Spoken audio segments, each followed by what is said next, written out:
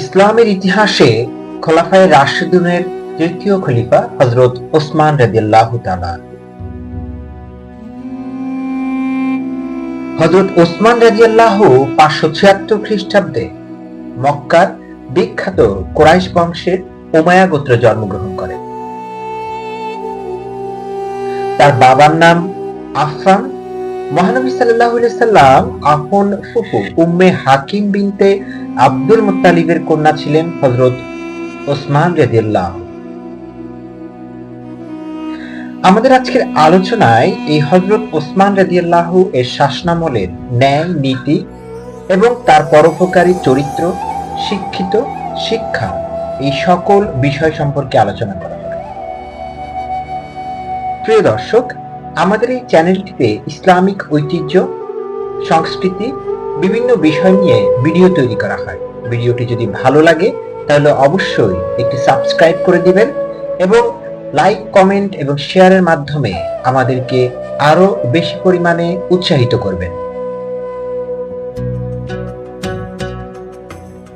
হযরত ওসমান রাদিয়াল্লাহু মহানবী সাল্লাল্লাহু আলাইহি সাল্লামের দুই কন্যা রোকাইয়া ও উম্মে কুলসুমকে বিয়ে করেছিলেন। এজন্য তাকে জুন্নুরাইন বা দুই জ্যোতিষ্কের অধিকারী বলা হয়। মহানবী সাল্লাল্লাহু আলাইহি সাল্লাম 610 খ্রিস্টাব্দে ইসলাম প্রচার শুরু করেছিলেন। প্রথম দিকে যারা ইসলাম গ্রহণ করেছিল হযরত ওসমান রাদিয়াল্লাহু তাদের মধ্যে একজন ছিলেন।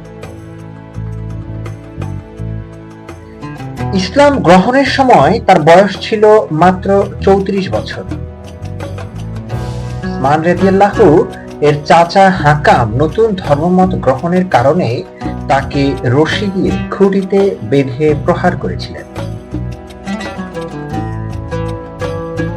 তবুও হযরত ওসমান রাদিয়াল্লাহু ইসলাম ধর্ম ত্যাগ করেননি, বরং ইসলামের কল্যাণে নিজেকে নিঃস্বার্থভাবে নিয়োজিত করেছিলেন খলিফা ওসমান রাদিয়াল্লাহু। রাসূল সাল্লাল্লাহু আলাইহি সাল্লামের প্রচারিত নতুন ধর্ম ইসলাম দিন দিন প্রসার লাভ করতে থাকে।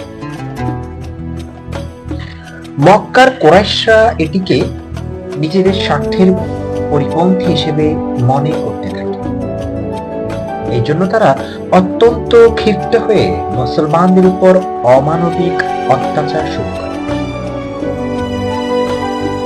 মুহাম্মদ সাল্লাল্লাহু আলাইহি সাল্লাম তার কতিপয় অনুসারীকে কুরাইশদের নির্যাতন থেকে রক্ষার জন্য আবিসিনিয়া, যার বর্তমান নাম হচ্ছে ইথিওপিয়ায়, হিজরত করতে নির্দেশ দিয়েছিলেন। হযরত ওসমান রাদিয়াল্লাহু তার স্ত্রী রুকাইয়া সহ এক দল সাহাবীর সাথে সেখানে হিজরত করেছিলেন। আবিসিনিয়ায় 2 বছর অবস্থান করার পর তিনি মক্কায় ফিরে যান। 622 খ্রিস্টাব্দে তিনি পুনরায় মদিনায় হিজরত করে রাসূল সাল্লাল্লাহু আলাইহি সাল্লামের সাথে মিলিত হয়েছিলেন।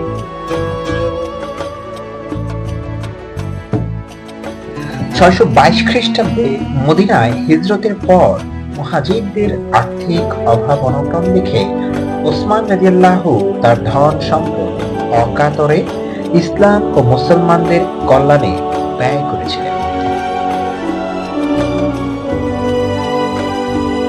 এই সময় মদিনার মুসলমানদের মধ্যে পানির তীব্র সংকট দেখা দেয়।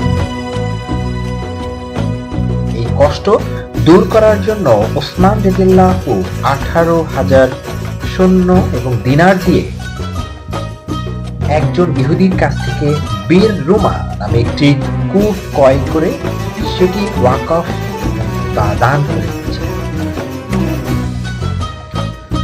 পরবর্তী সময়ে হযরত ওসমান রাদিয়াল্লাহু এই কূপটি সংস্কারের জন্য আরো 2000 দিনার খরচ করেছিলেন।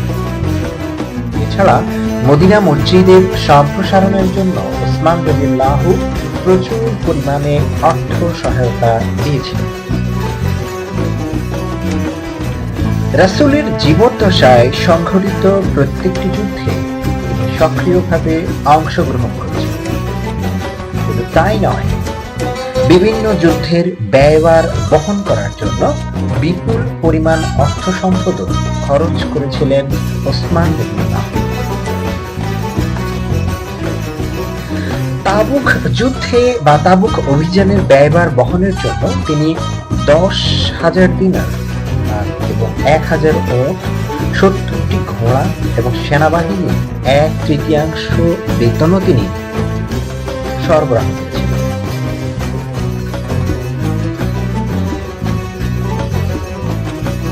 হুদাইবিয়ার সন্ধি স্বাক্ষরের আগে তিনি নিজের জীবন বাজি রেখে কুরাইশ শিবিরে গিয়ে বন্দী হয়েছিলেন।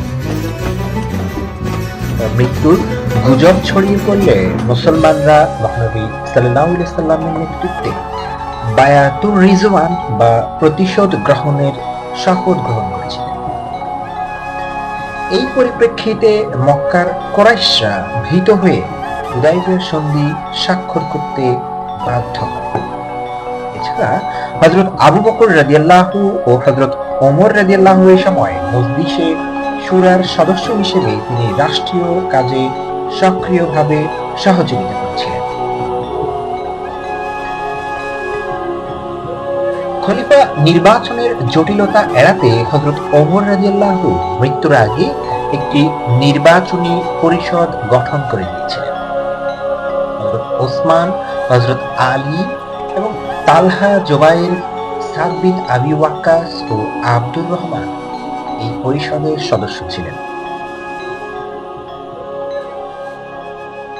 ইসলামের খেদমতে তাদের প্রত্যেকেরই অসামান্য অবদান ছিল। তালহা এই সময় মদিনায় ছিলেন না। আব্দুর রহমান খেলাফতের গুরুভার নিতে অস্বীকৃতি জানান।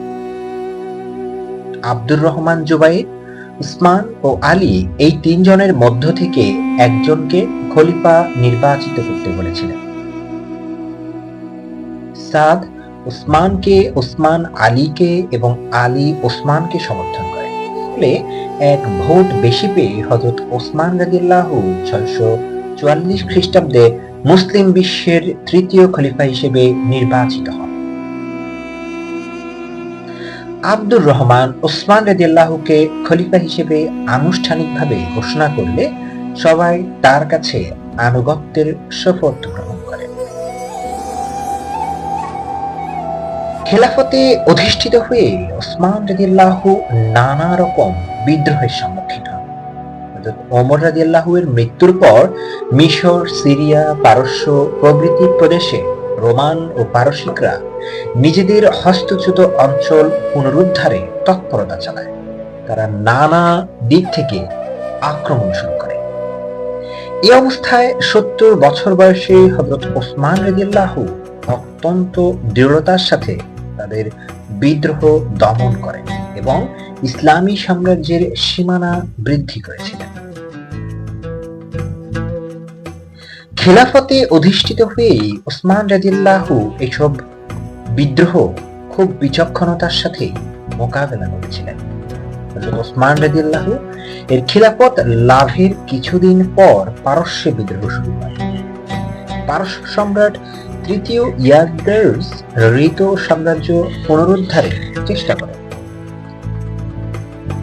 খলিফার আদেশে বসরার শাসনকর্তা আব্দুল্লাহ ইবনে আমির তার বিরুদ্ধে অগ্রসর হয়ে বলখ, তাবারিস্তান, মাদ, নিশাপুর প্রভৃতি বিদ্রোহী অঞ্চল দখল করে নিয়েছিলেন। ফলে পারস্য সম্রাটের চেষ্টা ব্যর্থ হয়। 651 খ্রিস্টাব্দে তুর্কিস্তান সীমান্তের কাছে নিজ পক্ষের লোকের হাতে নিহত হয়েছিলেন। ইবনে আমিরের অধীনস্থ সেনাপতিরা অভিযান অব্যাহত রাখে। তারা কিরমান ও সিজিস্তানের বিদ্রোহ দমন করেছিলেন। আধুনিক আফগানিস্তানের অন্তর্ভুক্ত হিরাত, কাবুল, গজনি প্রভৃতি প্রদেশও খলিফার বশ্যতা স্বীকার করেছিলেন। আর বিজিত অঞ্চলগুলো শাসনভার করদানের স্বার্থে স্থানীয় শাসকদের হাতে ছেড়ে দেওয়া হয়। খলিফার আদেশে এসব অঞ্চলের নিরাপত্তার জন্য দুর্গ নির্মাণ ও পরিখা খনন করা হয়। এবং বিজয়ীদের মধ্যে ভূমি বন্টনের ব্যবস্থা করা হয়।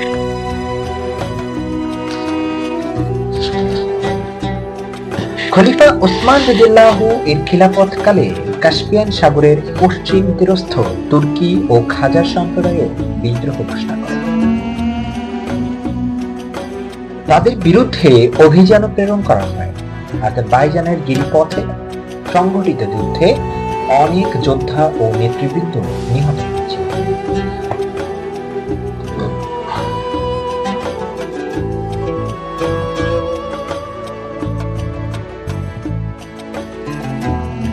খলিফা ওসমান তখন সিরিয়া থেকে নতুন সৈন্য সংগ্রহ করে পাঠান। এ সময় তুর্কিস্তানে প্রচন্ড তুষারপাতের ফলে মুসলমানদের অনেক ক্ষয়ক্ষতি হতে থাকে। এমন বিরূপ পরিস্থিতির মধ্যেও দলে দলে নতুন সৈন্য ইসলামের পতাকা তলে সমবেত হয়। ফলে মুসলমানরা ওই অঞ্চলে আধিপত্য প্রতিষ্ঠায় সক্ষম হয়েছিলেন। হযরত ওমর রাদিয়াল্লাহু এই সময় থেকে সিরিয়ার শাসনকর্তা ছিলেন, কিন্তু এই সময় মুয়াবিয়া ছিলেন সিরিয়ার দায়িত্বে। ওসমান রাদিয়াল্লাহু এর খিলাফতের দ্বিতীয় বছরে এশিয়া মাইনর থেকে রোমানরা এক বিরাট বাহিনী নিয়ে হঠাৎ সিরিয়া আক্রমণ করে বসে। মুয়াবিয়া সিরিয়ার সেনাবাহিনী ও পূর্ব দিকের প্রদেশগুলো থেকে আরো প্রায় ৮,০০০ সেনা সংগ্রহ করে তাদের প্রতিহত এবং আক্রমণ করে এশিয়া মাইনর দখল করে।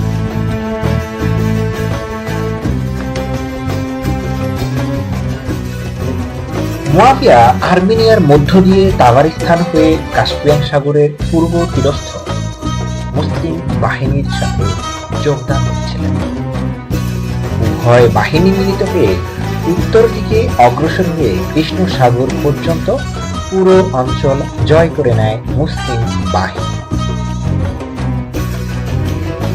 এ সময় প্রায় প্রতি বছরই রোমানদের সাথে সংঘর্ষ হতে থাকে মুসলিম বাহিনীর সাথে।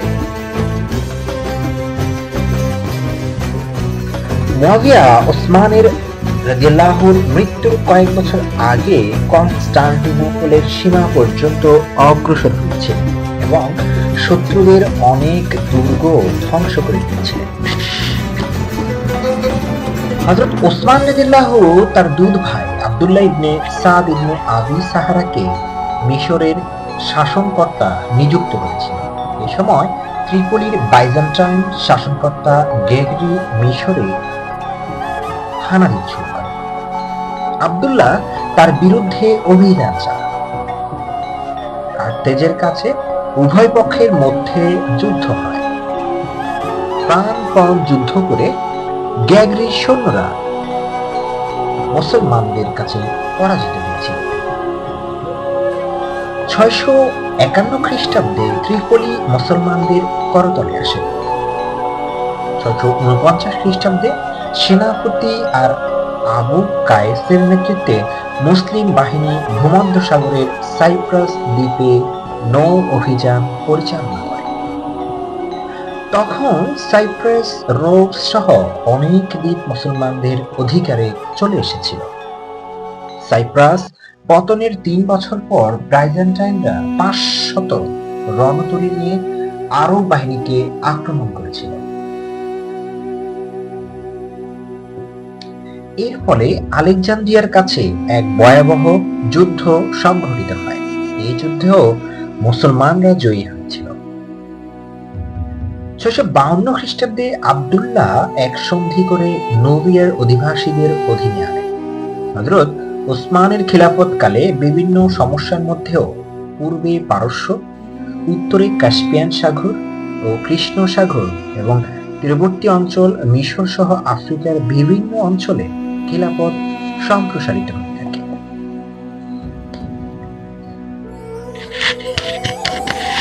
হযরত ওসমান রাদিয়াল্লাহু 12 বছর খিলাফত পরিচালনা করেছিলেন। এর মধ্যে প্রথম 6 বছর তিনি বেশ সুনাম ও খ্যাতি অর্জন করেন। কিন্তু দুর্ভাগ্যবশত খিলাফতের শেষ 6 বছর ওসমান রাদিয়াল্লাহু প্রজা সাধারণের কাছে অপ্রিয় হয়ে পড়ে। এ সময় খলিফার বিরুদ্ধে নানা অভিযোগ উত্থাপন হতে থাকে। অবশ্য এসব অভিযোগের অধিকাংশই ছিল অমূলক ও ভিত্তিহীন। তবুও এসব অভিযোগের কারণে খিলাফতের বিভিন্ন অঞ্চলে বিদ্রোহ দেখা দেয়। এমনকি বিদ্রোহীদের হাতে খলিফা ওসমান রাদিয়াল্লাহুকে জীবন দিতে হয়েছিল। এর ফলে মুসলমানদের যে অপূরণীয় ক্ষতি হয় তা কখনোই পূরণ করা সম্ভব হয়। হযরত ওসমান রাদিয়াল্লাহু এর বিরুদ্ধে যেসব অভিযোগ উপস্থাপিত হয়েছে তার মধ্যে হযরত ওসমান রাদিয়াল্লাহুর বিরুদ্ধে আরব বেদুইন ও অনারব মুসলমানরা স্বজন প্রীতির অভিযোগ তোলেন। অভিযোগ করা হয় তিনি মহানবী সাল্লাল্লাহু আলাইহি সাল্লামের ঘনিষ্ঠ সহচর ও অভিজ্ঞ ব্যক্তিদের অপসারিত করে নিজ আত্মীয় স্বজন এবং উমাইয়া গোত্রের লোকদের প্রাদেশিক শাসনকর্তা সহ প্রশাসনের বিভিন্ন পদে নিয়োগ দিয়েছিলেন।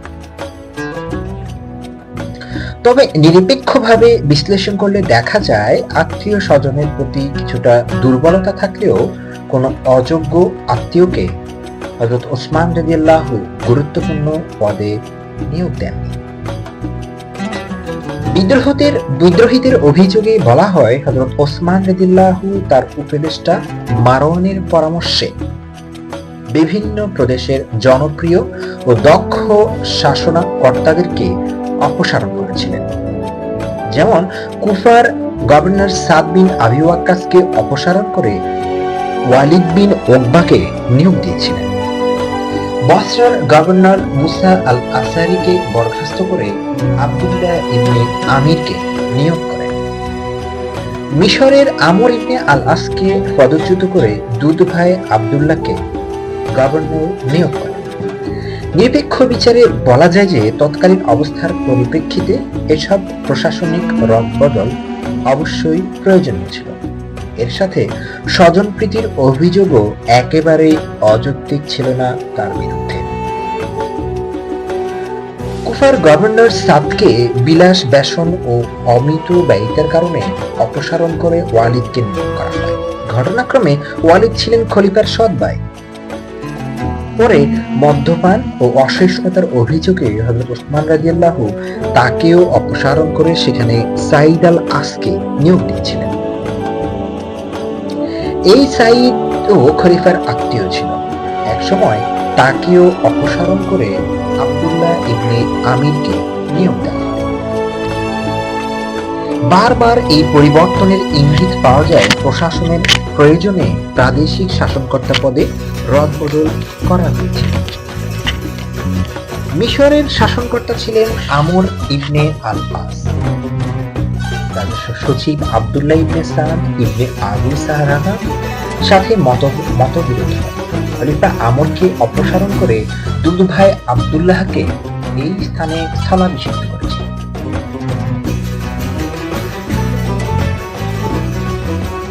পরবর্তী সময়ে বিদ্রোহীদের দাবির কারণে খলিফা তাকে মনোনীত প্রার্থী মুহাম্মদ বিন আবু বকরকে মিশরের শাসনকর্তা পদে নিয়োগ দিয়েছিলেন।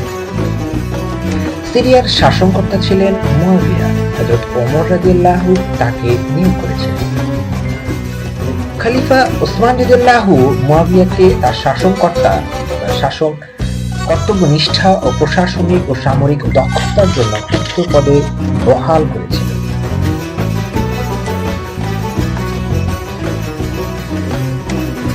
যোগ্য হওয়ার পরও শুধু উমাইয়া গোত্রের লোক হওয়ায় বিদ্রোহীরা তার বিরুদ্ধে অভিযোগ তোলে, যা অযোগ্য। খলিফা ওসমান রাদিয়াল্লাহু আত্মীয়দের প্রশাসনে নিয়োগ দিলেও তাদের বিরুদ্ধে দুর্নীতি বা অন্য কোনো অভিযোগ উঠলে পদচ্যুত করেছে। এক্ষেত্রে তিনি বিন্দুমাত্র দুর্বলতা দেখান।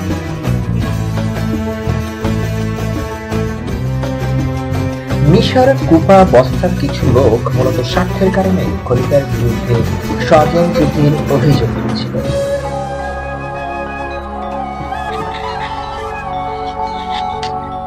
তার বিরুদ্ধে বিদ্রোহ ধর্মীয় এবং ব্যক্তিগত ছিল। এটি ছিল কেন্দ্রীয় শাসন বিরুদ্ধে বেদুইনদের বিদ্রোহ কেবল হযরত ওসমানের রাষ্ট্রের বিরুদ্ধে নয়, যে কোনো রাষ্ট্রের বিরুদ্ধেই। সুতরাং বলা যায়, বিদ্রোহীরা খলিফার বিরুদ্ধে যে স্বজনপ্রীতির অভিযোগ তুলেছিল, সেটির পেছনে অন্য উদ্দেশ্য ছিল। হযরত ওসমান রাদিয়াল্লাহু এর বিরুদ্ধে আনীত অভিযোগগুলোর মধ্যে গুরুতর অভিযোগ ছিল কোরআন শরীফ দগ্ধীকরণ। তার রাজত্বকালে ইসলামী রাষ্ট্রের বিভিন্ন অঞ্চলের জনসাধারণ নিজেদের সুবিধার্থে কোরআনের ভাষা ও উচ্চারণ পরিবর্তন করে পাঠ করতে থাকে।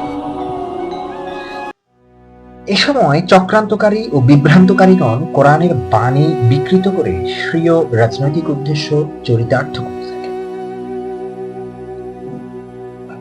খলিফা উসমান রাদিয়াল্লাহু এই সংবাদ পেয়ে 651 খ্রিস্টাব্দে যায়েদ বিন সাবিতের নেতৃত্বে একটি কোরআন সংকলন পরিষদ গঠন করেছিলেন।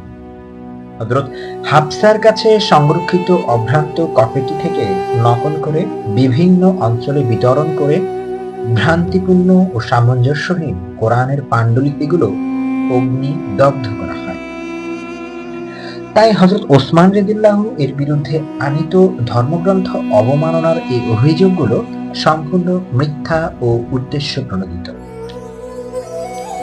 এর মাধ্যমে মুসলিম বিশ্বের কোনো অকল্যাণ বা অক্ষতি হয়, বরং বিরাট ক্ষতির হাত থেকে মুসলিম বিশ্ব রক্ষা পেয়েছিল। খলিফার বিরুদ্ধে আনীত অভিযোগ বিদ্রোহীরা বাইতুল মালের অর্থ আত্মসাৎ ও আত্মীয় স্বজনকে দান করার অভিযোগ আনে। বিশেষ করে উমাইয়াদের রাষ্ট্রীয় সম্পত্তি দান করার অভিযোগ বলা হয়। ঐতিহাসিক পিকে হিট্রি ও মাসুদি এই ধরনের মতকে সমর্থন দিয়েছিলেন। প্রকৃতপক্ষে খলিফা ওসমান রাদিয়াল্লাহু আরবদের শ্রেষ্ঠ ধনীদের একজন ছিলেন। তিনি ইসলামের খেদমতে অকাতরে ব্যক্তিগতভাবে অনেক সম্পদ ব্যয় করেছিলেন। তিনি নিজের শান্তি, নিজের সম্পদ থেকেই আত্মীয় স্বজনকে দান করেছেন, তবে বাইতুল মাল থেকে। অভিযোগ করা হয়, সরাসরি খলিফা সরকারি চারণভূমি জনগণের উট, দুম্বা ও বকরি চড়াতে দেননি। নবী সাল্লাল্লাহু আলাইহি ওয়াসাল্লাম ও তার প্রথম দুই খলিফার রীতি অনুসরণ করে খলিফা ওসমান রাদিয়াল্লাহুর জন্য রক্ষিত উট ও ঘোড়ার রক্ষণাবেক্ষণের জন্য সরকারি চারণভূমি ব্যবহার করেন। খলিফা শুধু তার দায়িত্ব পালন করেছেন। আবু যর গিফারি ছিলেন একজন সাধু পুরুষ ও মহানবী সাল্লাল্লাহু আলাইহি ওয়াসাল্লামের প্রিয় সাহাবা। তিনি মুসলমানদের জাঁকজমক ও বিলাসবহুল জীবনযাপন পছন্দ করতেন। হযরত ওসমান রাদিয়াল্লাহু তাকে বোঝাতে চেষ্টা করেন যে জাকাতে প্রদানের পর ধন সম্পদ সঞ্চয় করা বৈধ, কিন্তু মদিনাতেও তিনি নিজের মতবাদ প্রচার করে বিশৃঙ্খলা সৃষ্টি করেন এই আবু যর গিফারি। রাষ্ট্রীয় নিরাপত্তা ও শান্তির জন্য খলিফা তাকে প্রয়োজনীয় জিনিসপত্র সহ রাবাদায় প্রেরণ করেন। রাবাদায় বসবাসের সময় তার স্বাভাবিক মৃত্যু হয়, কিন্তু অভিযোগকারীরা এটিকে আন্দোলনের একটি বড় অজুহাত হিসেবে দান করে। মদিনার বাজারে একচেটিয়া খলিফার বিরুদ্ধে অভিযোগ তোলা হয়। মদিনার দ্রব্য ক্রয় বিক্রয়ে একচেটিয়া অধিকার প্রতিষ্ঠা করেছেন বলে খলিফার বিরুদ্ধে এক ধরনের মিথ্যা প্রপাগান্ডা চালু করা হয়। বস্তুত তিনি রাষ্ট্র মালিকানাধীন ওটের আহারের জন্য মদিনার বাজারে খেজুর বিক্রয়ের পর একচেটিয়া অধিকার বলবৎ শুরু করেন। এটি রাষ্ট্রীয় প্রয়োজনে করা হয়েছিল বলে ধারণা করা হয়, কারণ ব্যক্তিগত কোনো উদ্দেশ্যে নয়। খলিফা আক্রোশবশে আব্দুল্লাহ বিন মাসউদের ভাতা স্থগিত করেছিল। প্রকৃত অর্থ হচ্ছে আক্রোশে নয়, আব্দুল্লাহ ইবনে মাসউদের বিরুদ্ধে কিছু সুনির্দিষ্ট অভিযোগ কারণে তার ভাতা আর্থিক ভাতাগুলো স্থগিত করা হয়েছিল। খলিফা ওসমান রাদিয়াল্লাহু এর বিরুদ্ধে আনা অধিকাংশ অভিযোগই ছিল উদ্দেশ্য, তাই নিজের বিরুদ্ধে আনীত অভিযোগ খণ্ডনের জন্য অভিযোগকারীদের পরবর্তী হজ মৌসুমে মদিনায় হাজির হয়ে অভিযোগ পেশ করতে বলেছিলেন। কিন্তু অভিযোগকারীরা কেউ হাজির হলো না। এই সময় প্রাদেশিক শাসনকর্তারা তাকে মদিনা ত্যাগ অথবা বিদ্রোহীদের কঠোরভাবে দমনেরও পরামর্শ দিয়েছিলেন, কিন্তু তিনি রক্তপাত কিংবা মদিনা ত্যাগ কোনোটি পছন্দ করেন। আমির ওয়ালিরা পরামর্শ দিয়ে নিজ নিজ কর্মস্থলে চলে গেলেন, কিন্তু বিদ্রোহীদের উদ্দেশ্য ছিল হযরত ওসমান রাদিয়াল্লাহুকে খিলাফত থেকে বাধ্য করা। ওসমান রাদিয়াল্লাহু এর দুর্বলতার সুযোগ নিয়ে তাই তারা নানা ষড়যন্ত্র করত। এই ষড়যন্ত্রের শিকার হয়ে হযরত ওসমান রাদিয়াল্লাহুকে শাহাদাত বরণ করতে হয়েছে। কাবা গৃহের সম্প্রসারণের কাজ খলিফা ওমর রাদিয়াল্লাহুর সময় আরম্ভ হলে 647 খ্রিস্টাব্দে খলিফা ওসমান রাদিয়াল্লাহু এর আমলে সমাপ্ত হয়েছে এবং এটিকেও এক ধরনের কিছু আন্দোলনের বিষয় হিসেবে আখ্যা দিয়ে বিদ্রোহীরা তার বিরুদ্ধে আন্দোলন চালিয়ে যেত। খলিফা ওসমান রাদিয়াল্লাহু হজের অনুষ্ঠানের সময় 2 রাকাত নামাজের পরিবর্তে 4 রাকাত নামাজ পড়ার রীতি চালু করেছেন। এছাড়া তিনি মহানবী সাল্লাল্লাহু আলাইহি ওয়াসাল্লামের মোহরান্বিত আংটি কূপে হারিয়ে দেন। এতেও ওসমান বিরোধীরা উত্তেজিত হয়ে পড়েন তার বিরুদ্ধে এবং তার খেলাফতের বিরুদ্ধে। এভাবে তার বিরুদ্ধে ব্যাপক পরিমাণে আন্দোলন চলতে থাকে। এক সময় খলিফা এসব অভিযোগ শুনে তাদেরকে প্রতিকারের প্রতিশ্রুতি দিয়েছিল, ফলে তারা নিজ নিজ প্রদেশে রওনা হয়েছিল। কিন্তু এক সময় দেখা যায় খলিফার সিল জাল করে নানা অনিয়ম সৃষ্টি করা হয় খোলাফতে ওসমানের বিরুদ্ধে। আর এভাবে ওসমান রাদিয়াল্লাহু নানা ধরনের ষড়যন্ত্রের শিকার হয়। আর ওসমান বিদ্রোহীদের হাতে ইসলামের তৃতীয় খলিফা হযরত ওসমান রাদিয়াল্লাহু 656 খ্রিস্টাব্দের 17 জুন নিহত হয়েছে। ইসলামের ইতিহাসে একটি ন্যাক্কারজনক ঘটনা হয়েছিল এই ঘটনাটি।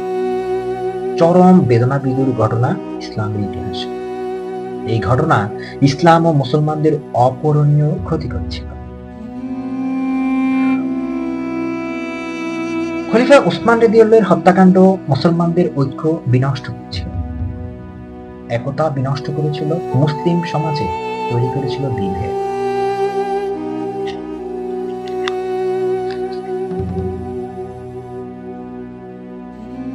তাই তো বলা যায় খলিফা ওসমান রাদিয়াল্লাহু এর খিদমত এবং প্রজাদের সার্বিক কল্যাণে অবদান রেখে গিয়েছিলেন সারা জীবন। আর খিলাফতে তিনি অধিষ্ঠিত হয়েও চেষ্টা করেছিলেন মুসলিম জাহানের কল্যাণ সাধন করার। আর এভাবে ইসলামের ইতিহাসে ওসমানের শাসনামল সোনালী অক্ষরে অঙ্কিত হয়ে আছে। প্রিয় দর্শক, ভিডিওটি যদি আপনাদের ভালো লাগে তাহলে অবশ্যই সাবস্ক্রাইব করবেন এবং লাইক কমেন্ট করে আমাদের পাশে থাকবেন। সবাইকে ধন্যবাদ। আসসালামু আলাইকুম।